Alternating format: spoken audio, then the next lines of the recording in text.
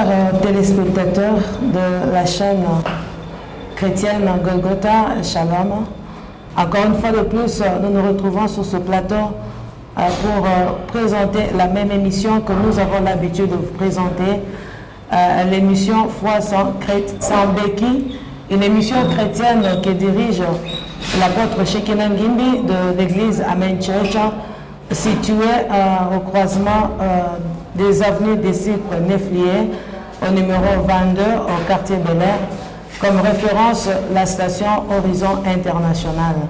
Et cette église, nous prions chaque mardi 16h30 à 19h, chaque jeudi 16h30 à 19h et chaque vendredi, famille intercède de 10 à 12h. Et le dimanche, nous avons notre culte d'adoration de 9h30 à 12h30. Et l'apôtre Shekinah reçoit chaque mardi de 14h à 16h et jeudi à ce rendez-vous. Si vous voulez le joindre par rendez-vous, vous pouvez le contacter au numéro qui défile juste au bas de vos écrans. Alors, encore une fois de plus, shalom, peuple de Dieu. Alors, nous revenons sur ce plateau avec la même émission que la fois passée, que l'apôtre Shekinah est en train de parler sur la foi, la foi sans béquille. Alors, sur ce plateau, nous ne sommes pas seuls, nous avons l'honneur de recevoir un grand homme de Dieu, l'apôtre Shekinah. Bienvenue, cher apôtre. Merci, maman. Que Dieu vous bénisse. Merci beaucoup. Nous avons aussi la joie de recevoir l'apôtre Pierre ainsi que la sœur Nacha. Soyez le bienvenu sur ce plateau. Merci.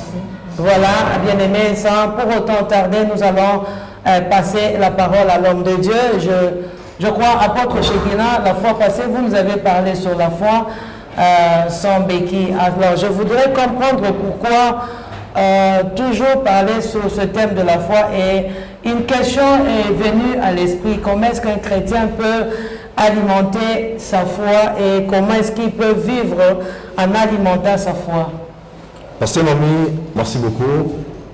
Bien-aimés frères et sœurs, vous qui nous suivez de partout, je disais, la foi c'est un grand message de la Bible. Vous m'avez posé une question très importante disant comment un chrétien peut alimenter sa foi. Oui. Conformément aux Écritures, si nous lisons la parole de Dieu, l'apôtre Paul dit quelque chose de très important.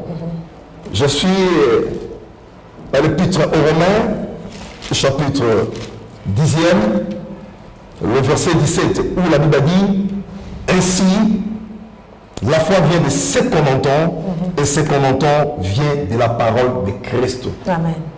Pour qu'un chrétien puisse alimenter sa foi, il a besoin d'écouter juste la parole de Christ. Amen. La foi, c'est quelque chose de très important. Mais généralement, nous trouvons la foi quand nous entendons, quand nous écoutons. C'est pourquoi j'ai toujours dit aux gens, cédez ses oreilles à n'importe qui, vous êtes en train, vous-même, soit en train de vous détruire, ou encore en train de vous construire. Amen. Remarquez ce qui se passa autrefois dans le jardin d'Éden. La Bible dit, l'homme avait la tendance d'écouter le Seigneur à tout moment. Adam et Ève vivaient en une parfaite harmonie.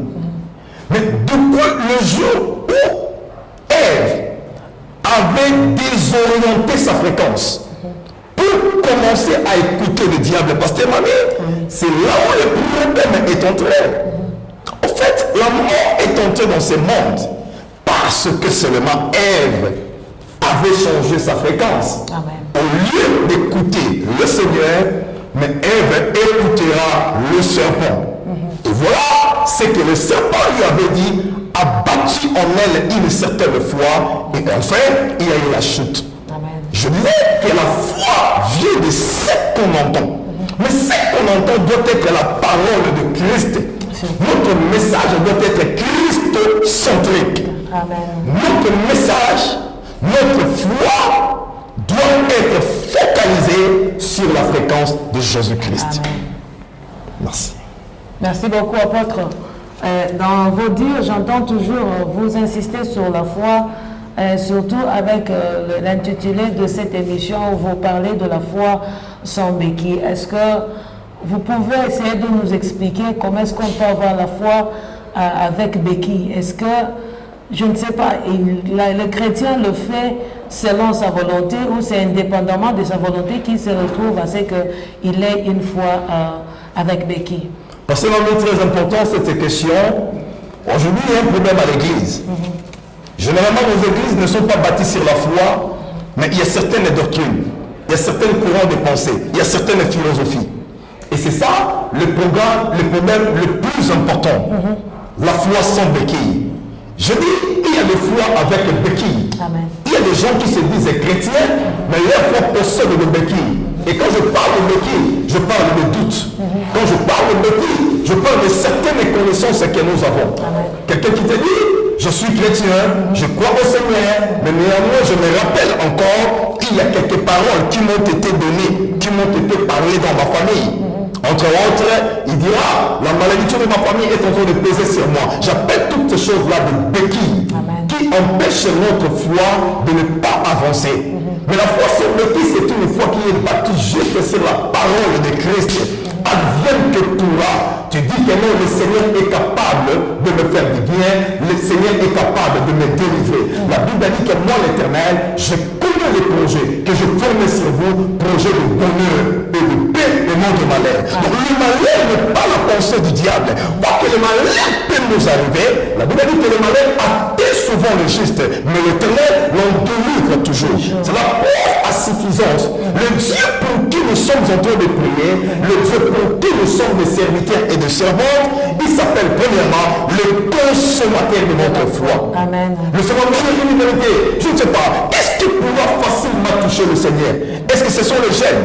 Est-ce que ce sont les prières? Toutes ces choses-là, je les mets en arrière position. Mais je dis la chose essentielle qui pourra faire à ce que vous puissiez toucher le Seigneur, c'est la foi. Amen. Par la foi, rien ne sera impossible. C'est pourquoi la Bible dit, mon juste vivra par sa foi. Amen. Et quand l'ennemi vient vous attaquer, quand l'ennemi vient vous combattre, parce que le diable étant un meurtrier, le diable étant un méchant, lui ne cherche que le malheur des enfants de Dieu. Selon Jean 10, 17, il dit que le voleur ne vient que pour dérober, égorger et détruire. Vous allez vous rendre compte, même quand l'ennemi vient vous détruire, sa cible c'est la tête à votre foi. Amen. Parce que c'est une fois que vous n'avez plus de foi, c'est fini pour vous, vous êtes devenu paralysé, désarmé. C'est pourquoi l'apôtre Paul, lui qui est le grand chantre de la foi, le grand chantre de la grâce, donc c'est dit, écoutez ce qu'il dit à son fils Timothée. Il dit, Timothée mon fils, combat le bon combat dans la foi et tout en gardant la foi. Il dit, moi j'ai combattu le bon combat et j'ai achevé la course et j'ai gardé la foi. Et au jour d'autrefois, le Seigneur lui-même disait, quand le Fils de l'homme sera de retour, trouveras-tu la foi sur terre?